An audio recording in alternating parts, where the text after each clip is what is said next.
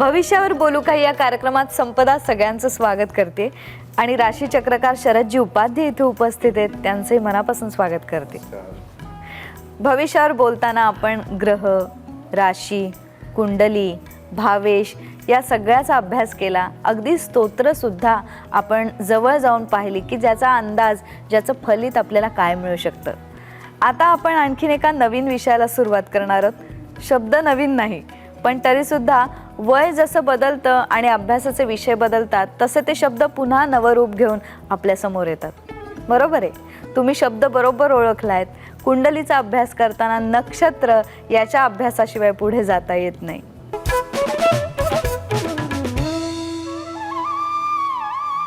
हे नक्षत्र अभ्यास करताना जेव्हा सापडतं तेव्हा ते फक्त सौंदर्याशी निगडित नसतं, तर त्याचा एक अभ्यासपूर्ण असं विभाजन सुद्धा असतं। मग कुंडलीचा अभ्यास कसा पुढे सरकतो नक्षत्रात पाहूया आजच्याच भागामध्ये। याच्या पुढे आम्ही त्याचं विस्तृत तुम्हाला ज्ञान देणारच आहोत, पण त्याही आधी आजचा कार्यक्रम मात्र याचा आढावा घेणार आहोत की ही 27 किंवा आता काही अंशी 28 म्हटलं जातं ती नक्षत्र नेमकी कशी विभागली गेली आहेत। पहिलाच प्रश्न शरदजी तुम्हाला असा विचारते की 27 नक्षत्र लहानपणापासून घोकलेत, कधी विसरले, कधी आठवले, पण या नक्षत्रांचा नेमका या कुंडलीतला काय महत्त्वाचा असा भाग आहे? आता आपण 28 म्हणून नक्षत्र, कारण अभिजित पण आता स्वतंत्र नक्षत्र मानतात। सुरुवातीला एक खुलासा मी तुला आणि रसिक प्रेक्षकांना करतो की आम्ही हे ज्योतिष शिकवण्यासाठी चालू केलेलं नाही आहे, पण लोक जे फसतात, कुठेतरी जाऊन 2 मिनिटात एखादा माणूस रीडिंग देतो आणि मग त्याचा मनावर परिणाम होतो, याची खोली किती आहे एवढं जरी लक्षात आलं, तुम्हाला विषय कळला पाहिजे असं मी म्हणत नाही। अरे बापरे, एवढं पाहतात, मग आमच्या ज्योतिषाने मला 2 मिनिटात काहीतरी सांगितलं, एवढं जरी तुमच्या लक्षात आलं तर खूप झालं। तुला आश्चर्य वाटेल, रामायण काळात राशी नव्हत्या, रामायण काळात नाक्षत्रीय फलादेश होता। म्हणजे असं कधी म्हणायचे नाहीत की याची रास मेष, त्याचं नक्षत्र अश्विनी, अश्विनी म्हटल्यावर ते मेष हे कळायचं, किंवा अमुकाचं नक्षत्र कृत्तिका। आता कृत्तिका नक्षत्र हे बघितलं तर इथे पण आहे आणि इथे पण आहे, याला विभागीय नक्षत्र म्हणतात। पण जुन्या लोकांना राशींचं काय पडलेलंच नव्हतं, तुमचं नक्षत्र कुठलं आहे। तर आता आपण राशीचक्र हा कार्यक्रम पण करतो, त्यामुळे तुला ही 27 अधिक एक अभिजित 28 सोडून दे, पण 27 नक्षत्रांची विभागणी कशी झाली आहे एक धावता आढावा आपण घेऊ। तुला पहिल्यांदा इथे मेष राशी दिसते, त्या मेषेच्या समोर तुला हे अंश जे दिलेले आहेत याला 3 अंश 20 कला म्हणायचं। अंशाची कोण छोटंसं शून्य आणि कलेची कोण एक स्ट्रोक असतो, आपण इथे दिलेला नाही, पण 3 अंश 20 कला, हे 6 अंश 40 कला, हे 10 अंश, परत 13 अंश 20 कला, 16 अंश 40 कला, 20 अंश, 23 20 अंश, 26 अंश 40 कला आणि 30 अंशाला राशी संपते। मग आम्ही जे आजपर्यंत म्हणत होतो ना, मेष राशीचे लोक तडफदार, मेष राशीच्या बायका सुद्धा तौलनिकदृष्ट्या तापट, हे मी राशीचक्रात मौज मजेसाठी सांगत होतो। पण आज आपण रसिक प्रेक्षकांसमोर हे उलगडायला बसलोय तर इतकं ढोबळ चालणार नाही। मग आता ज्याची राशी मेष आहे तो जर अश्विनी नक्षत्रात जन्माला आला असेल, म्हणजे मेष राशीच्या पहिल्या 13 अंश 20 कलेपर्यंत, तर ते अश्विनी नक्षत्र आहे। मग मेष राशीच्या अश्विनी नक्षत्राचा पहिला चरण 3 अंश 20 कलेला संपतो, दुसरा चरण 6:40ला संपतो, तिसरा चरण 10 अंशावर संपतो आणि चौथा चरण 13 अंश 20 कलेला संपतो। मग तुला पत्रिकेमध्ये स्पष्ट ग्रह लिहिलेले असतात, पाहिलं असशील तू, तर त्या स्पष्ट ग्रहामध्ये लिहितात चंद्र 6 अंश 22 कला। मग 6 अंश 22 कला कुठे येतात? अश्विनी द्वितीय चरण।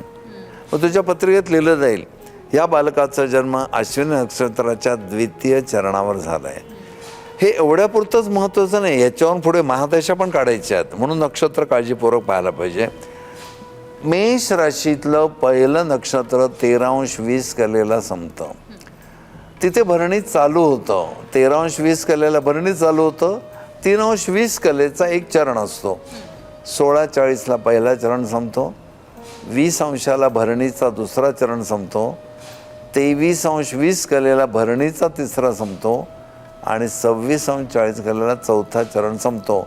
तुमचा चंद्राचे अंश बघून कळेल अश्विन नक्षत्र आहे का भरणी आहे. पण 26-40ला चौथा चरण संपल्यावर लगेच कृत्तिका नक्षत्र चालू होतं. 3 अंश 20 कला म्हणजे 30 अंशावर ही पहिला चरण संपतो आणि राशी पण संपते. ते पुढे कंटिन्यू होतं. बरं, म्हणजे मी एक स्पष्ट तुम्हाला विचारते की कला चंद्राशी निगडित शब्द आहे, म्हणजे नाही, 3 त्या अंश कला वेगळ्या. 20 कला. त्या कला चंद्राच्या वाढत जाणे आणि कमी होत जाणे, आणि ह्या कला आहे गणिती भागाचं मेजरमेंट आहे. तर 3 अंश 20 कला, कारण हे काय चंद्रापुरतंच नाही, कुठल्याही ग्रहाच्या कला विकला आहेत. त्यामुळे आम्हाला एवढंच पाहिजे की मेष राशीचा मनुष्य म्हटल्यावर अगदी स्टॅम्प मारल्यासारखा तो नाही आहे. अश्विनी असेल तर वेगळं, भरणी असेल तर वेगळं, कृत्तिका असेल तर स्वभाव वेगळा. मेष राशी मुंबई असेल तर अश्विनी बलभारील आहे, भरणी परळ आहे आणि कृत्तिका दादर आहे. सगळी मुंबईतलीच आहेत, पण प्रत्येकाचे राहणीमान वेगळं वेगळं आहे. म्हणून भरणी नक्षत्राचा माणूस मेष राशीवाला इतका तडपदार नाही जेवढा अश्विनीवाला आहे. म्हणून हार्ड अँड फास्ट मेष राशी तडपदार. मी जे सारखं सांगत होतो ना, मी जे सांगेन ते फायनल धरू नका, अजून त्याच्यावर संस्कार बरेच व्हायचे आहेत. काही शिजत ठेवलं नवरे येऊन खातात तर बायका सांगतात हे काय अर्थ कच्चं खात आहे, अजून व्हायचं आहे. तसा भाग आहे. म्हणजे आता एक बघा, मी एक उजळणी करते.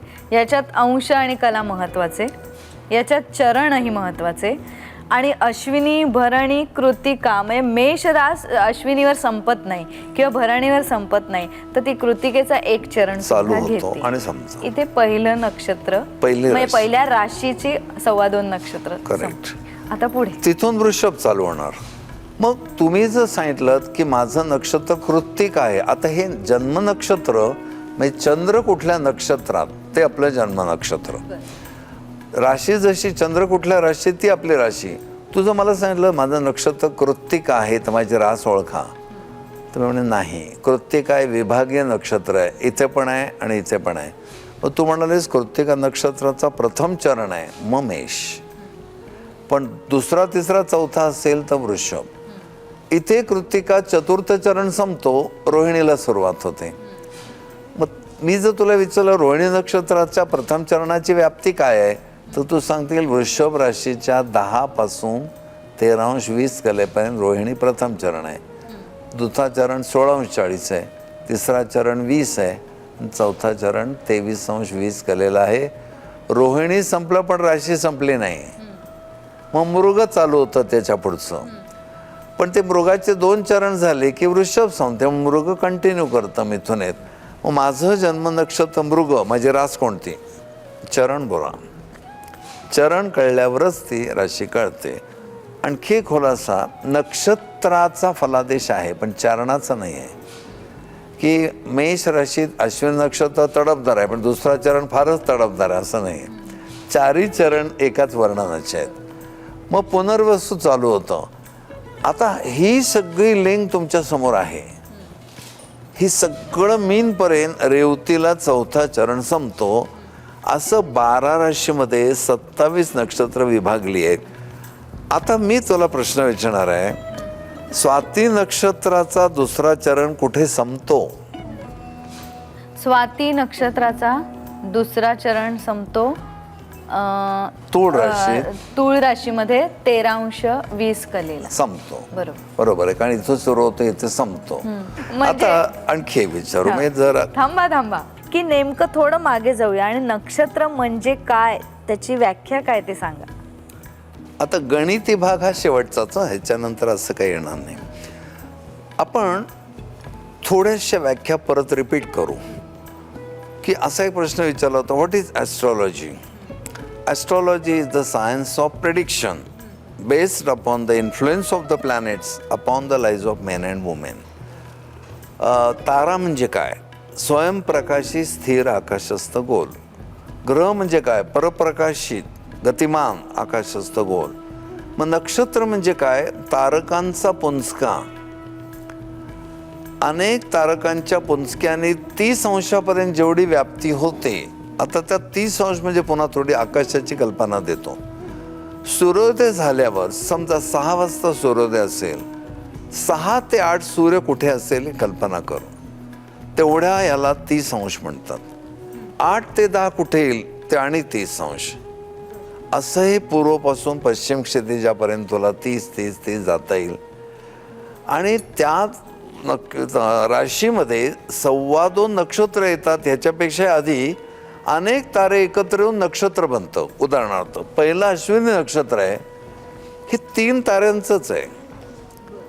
3 तारे एकत्र येऊन तो मेंढा तयार झालाय. त्याच्या पुढे भरणी नक्षत्र आहे, ते पण 3 ताऱ्यांचंच आहे. आणि कृत्तिका नक्षत्र 6 ताऱ्यांचं आहे. तसं बघायला गेलं तर मग शततारका 100 ताऱ्यांचं आहे. शत आपल्याला इतक्या पुढे आता नको कुंभेत जायचं. म्हणजे 3 तारे अधिक 3 तारे 6 अधिक 6 अशा 12 ताऱ्यांनी मिळून मेष राशी बनली आहे. हे 12 तारे असे एकत्र आलेत की मेंढा धडक देण्याच्या पोझिशनमध्ये उभा आहे. म्हणून राशी ह्या काल्पनिक असल्यात, नक्षत्र प्रत्यक्ष आहेत. आकाश दर्शन करणाऱ्या माणसाला स्वच्छ आकाश असेल, अतिशय पॉवरफुल दुर्बीण असेल तर हा मेंढा बघता येतो. आणि काय आपल्या पूर्वजांची ऑब्झर्वेशन असेल की त्याने बरोबर त्या मेंढ्याचा आकार पण दिला आणि मेंढ्याची ढुशी देण्याची पद्धत पण सांगितली. मेषवाले ढुशी देतात. आता एखाद्याची पद्धत असतं म्हणजे काय. उदाहरणार्थ वृश्चिक राशी आहे, आपण मध्येच जरा पुन्हा पुढे येऊया. ही फटकळ आहे. फटकळ आहे म्हणजे ते मुद्दाम काही करत नाही. उदाहरणार्थ एका वकिलाने त्याच्या क्लायंटला केस संपल्यानंतर काही दिवस कॉन्टॅक्ट केला नाही म्हणून काय पत्र लिहिलं की गरज सरो आणि वैद्य मरो ही म्हण मी आजपर्यंत ऐकली होती, पण गरज सरो आणि वकील मरो ही म्हण मी आताच ऐकत आहे. हे पत्र ज्या क्लायंटने स्वीकारलं तो पण वृश्चिकवाला होता. तो म्हणाला आपला काहीतरी गैरसमज झाला आहे. गरज सरो आणि वैद्य मरो हे कोणाच्या बाबतीत आहे. जे पेशंट वैद्याची फी बुडवतात त्यांच्या बाबतीत आहे. मी तुमच्या गडगंज मोठ्या टोलेजंग फीज सगळ्या पूर्ण भरलेल्या असल्यामुळे ही म्हण मला लागू पडत नाही. ही पत्रापत्री सुद्धा राशीवर अवलंबून असते. तो पण वकिली मुद्दा मांडला. तो वकील नसताना वृश्चिकवाला असल्यामुळे त्याने करेक्ट उत्तर दिलं. मी तुमचे पैसे बुडवले असते ना तर वकील बरोबर आहे. आणि पुन्हा त्याने असं लिहिलं की वकील अशी सहजासहजी मरत नाहीत. आता मृत्यूवर आपण नुकतेच बोललो, कोणी कोणाची गॅरंटी देऊ नये. आयुष्य सरता प्राणी मरे. जरा गंमत. तात्पर्य तारकांच्या पुंजक्याला नक्षत्र म्हणतात. प्रत्येक नक्षत्रामध्ये तारे आहेत. अश्विनीमध्ये 3 अश्विनी, 3 भरणी, 6 कृत्तिका, 12 तारकांचा, 12 ताऱ्यांचा लुकलुकणाऱ्या ताऱ्यांची ही मेष राशी बनलेली आहे. ती मेंढ्यासारखी दिसते आणि मेंढ्यासारखा तिचा स्वभाव आहे. ही जी इंग्लिश कविता तुम्ही मुलांना शिकवता, ट्विंकल ट्विंकल लिटल स्टार, तर ते स्टार म्हणजे तारा. आणि नुसता फिरतोय पण परप्रकाशित आहे तो ग्रह. चंद्र तुम्हाला लाख एवढा तेजस्वी दिसतोय पण तो प्रकाश घेतो सूर्यनारायणकडून. तसं ती नक्षत्र पुन्हा वृषभेत कंटिन्यू होईल. म्हणून प्रत्येक नक्षत्रात किती तारे आहेत आपला त्याच्याशी संबंध नाही प्रेडिक्शनशी. पण लक्षात येतं की एक शततारकासारखं नक्षत्र आहे या कुंभ राशीमध्ये. या शततारकामध्ये 100 तारे आहेत. हे लुकलुकणारे 100 तारे पण तेवढीच एरिया आणि हे पण तेवढीच एरिया, असं कसं. तर त्या ताऱ्यांचं मग मान असतं, त्यांचं एक प्रकार असतो. त्या सगळ्याचा विचार करून ॲस्ट्रॉनॉमीमध्ये हा खुलासा केला आहे. आपला विषय प्रेडिक्शनचा आहे. त्यामुळे आपण सध्या असं गृहीत धरू, मेष ही 2.25 नक्षत्रांनी, प्रत्येक राशी 2.25 नक्षत्रांनी बनलेली आहे. मेषेत अश्विनी, भरणिका आणि पाव एक चरण कृत्तिकेचा आहे. या चरणाचा विचार आपल्या वधूवरांच्या गुणमेलनाच्या वेळी होईल. कधी कधी विभागीय नक्षत्र असतात, काही अर्धवट राहतात, पुढे चालू होतात, तिथे होईल. आणि नाडी, एक नाडी वगैरे हा जो प्रकार आपण पाहिला ते चरण भिन्नता असते त्यावेळी होईल. बाकी प्रेडिक्शनला चरणाचा काय उपयोग नाही. आता हे कळलं की काही तारकांचा पुंजका म्हणजे एक नक्षत्र आहे, पण त्याचीही संख्या हां म्हणजे ते पाठच करायला पाहिजे की अमुक नक्षत्र म्हणजे अमुक तारे येतात वगैरे. पण मजा येते. थांबून थोडं पुढे जाऊया आणि आणखीन तुम्हाला प्रश्न विचारते की जे तुम्ही संख्या सांगितली की अमुक ताऱ्यांचं हे एक नक्षत्र बनलंय, तर ती जेवढी संख्या जास्त तेवढा त्याचा बल किंवा त्याचं काय फलित असं प्रभावित होतं का त्याने? तर तुला असं म्हणायचं आहे की स्वाती नक्षत्र, चित्रा नक्षत्र हे एकच ताऱ्यांचं आहे आणि रेवती नक्षत्र 32 तारकांचं आणि शततारका 100 ताऱ्यांचं आहे. त्यामुळे जेवढे तारे जास्त तेवढं त्याचं बल जास्त. मग कौरव 100 होते. पुरे एकचे पुत्र मायपोटी. एक मुलगा झाला हनुमंतासारखा तरी चालेल, पण गांधारीचे उदरी शतमूर्ख. शतमूर्ख शब्द कौरवांवर आलाय. ते जितके तारे जास्त तेवढा राशीचा काहीच परिणाम नाही. त्या ताऱ्यांचा जो प्रकार आहे तर तो त्या रेंजमध्ये इथे कदाचित एवढ्या ताऱ्यांना सामावून घेतलंय. इथे बारीक बारीक तेवढे तारे आहेत, पण फलादेशात काहीच फरक पडत नाही. आज आम्हाला आमच्या रसिक प्रेक्षकांना हे दाखवायचं आहे की तुम्ही जी राशी म्हटल्यावर लगेच काही ना पटत होतं, काही ना पटत नव्हती. कर्करास म्हणजे अतिशय प्रेमळ. मग एखादा नवरा म्हणतो प्रेमळ कसलं मी बायकोला एवढा घाबरून असो, कारण तिचे आश्लेष आहे, पुष्य नाही आहे. बडबडी राशी आहे मिथुन असं आम्ही म्हणतो, पण मिथुनेतलं मृग नक्षत्र केवढं डिसेंट आहे. पुनर्वसू त्या मनाने सौम्य आहे. आर्द्रामध्ये खूपच बोलणं आहे. पण एक लक्षात येईल प्रेक्षकांच्या की राशीचक्र हा विनोदी कार्यक्रम आहे. त्या राशींची स्वभाव तुम्ही आता आपल्याला इथे जे शिकायचं आहे त्याला तसेच्या तसे लावू नका. वृषभ रास खूप छान आहे रोहिणी नक्षत्रामुळे. मुंबई खूप छान आहे मलबार हिल मत्स्यालयमुळे. 4 टाकी गोल टाकीमुळे आहे का? तसं मुंबई सगळ्यांना कव्हर करते. मुंबईमध्ये धारावी पण आहे. पाहुण्याला धारावीवरनं नेत नाहीत, त्याला एक्सप्रेस आपल्या हायवेवरनं नेतात मस्तपैकी डायरेक्ट. तसं एक 12 राशीचा ओझरता उल्लेख करतो. अश्विनीमुळे मेष तडफदार आहे, रोहिणीमुळे वृषभ सुंदर आहे, आर्द्रामुळे मिथुन बोलकी बुद्धिवान आहे, पुष्यमुळे कर्क सात्विक आहे, मघामुळे सिंह तडफदार आहे, हस्त या नक्षत्रामुळे कन्या चिकित्सक आहे, स्वातीमुळे तूळ सौम्य आहे, ज्येष्ठामुळे वृश्चिक अति उग्र आहे, मूळमुळे धनुराशी अत्यंत आक्रमक आहे, श्रवण नक्षत्रामुळे मकर राशी खूप स्लो मंद सौम्य आहे, शततारका नक्षत्रामुळे कुंभ विचारी आहे, आणि रेवती नक्षत्रामुळे मीन अतिशय धार्मिक आहे. म्हणजे आम्ही मुंबईचं वैशिष्ट्य सांगतो किंवा पटकन विजापूर म्हटलं की गोल घुमट, तसं मेष म्हटलं की तडफदार. अश्विनी असेल तर बाकीची 4 टाकी वगैरे विसरून जायचं. ज्या वेळेला तुम्ही ठळकपणे अमुक एका राशीचा अमुक एक स्वभाव सांगता, तेव्हा जे पैलू आहेत की नाही हे नक्षत्र आहे मग थोडासा स्वभाव वेगळा आहे, तर तो थोडासाच वेगळा असतो का त्यात आमूलाग्रही बदल असू शकतो? ते प्रत्येक नक्षत्रावर अवलंबून आहे की मूळ हे नक्षत्र धनुमध्ये अतिशय तामसी आहे, पण पूर्वाषाढा कमालीचं रसिक आहे आणि उत्तराषाढा अगदीच भाषाचतुर सौम्य आहे.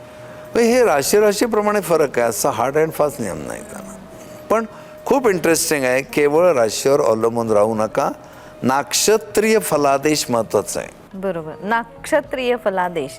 मग याच्याविषयी उद्यापासून आपण आणखीन जाणून घेणार. उद्यापासून एक नक्षत्रच घेऊया ऐरणीवर. म्हणजे पुन्हा कुंडली समोर ठेवणं आलं ना प्रेक्षकांना. लोकांनाही कळू दे, अरे बापरे मी उगीच माझ्या बायकोला म्हणत होतो तामसी आहे. नाही आहे तशी ती, तिचं पूर्वाषाढा आहे असं त्यांना एक दिलासा मिळेल. किंवा मेष रास आहे तर माझ्या बायकोचं कृत्तिका नक्षत्र नशीब अश्विनी नाही तर मारच पडला असता मला, थोडं त्याला समाधान तरी मिळेल. मग उद्यापासून आपण या गमतीजमतीनं सुरुवात करूया आणि त्याच्याबरोबर शास्त्रही शिकूया. आज इथे थांबूया आपण. मग तयार राहा. आपलं नक्षत्र कोणतं हे सुद्धा तितकंच महत्वाचं. कसं आहे हे कळलं ना. पण जन्म नक्षत्र म्हणजे चंद्र नक्षत्र. बरोबर.